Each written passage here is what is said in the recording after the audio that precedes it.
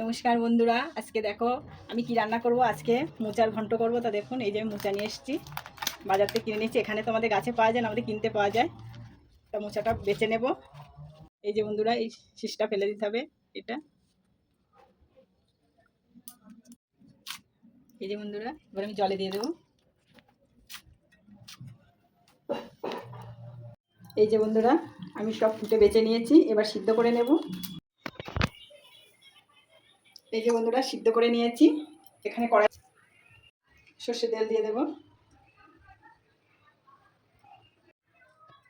জিরে ফোড়ন দেব, শুকনো লঙ্কা দেব, তেজপাতা দিয়ে দেবো। এর সঙ্গে আলুগুলো ভেজে নেব। এই যে বন্ধুরা, আলুটা লাল লাল করে ভেজে নিয়েছি। সিদ্ধ করা মোচাটা দিয়ে দেবো।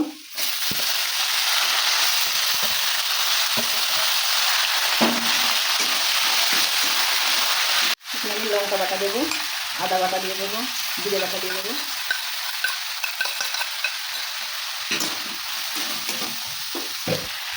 লবণ দিয়ে দেবো, হলুদ গুঁড়ো দিয়ে দেবো।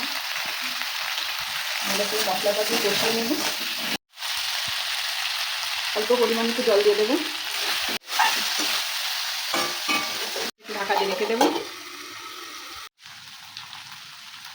অল্প পরিমাণ চিনি দিয়ে দেবো, শাহি গরম মশলা ছড়িয়ে দেবো, ঘি দিয়ে দেবো নামানোর মুখে। এই যে বন্ধুরা, আমার মোচার ঘন্টটা রেডি হয়ে গেছে। এবার আমি নামিয়ে নেব।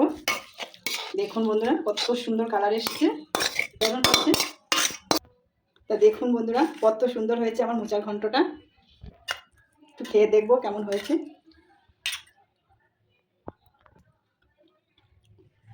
খেতে বন্ধুরা অনেক কিন্তু অসাধারণ হয়েছে খেতে। তার মোচার ঘন্ট খেতে পছন্দ করেন, কমেন্ট করে জানাবেন।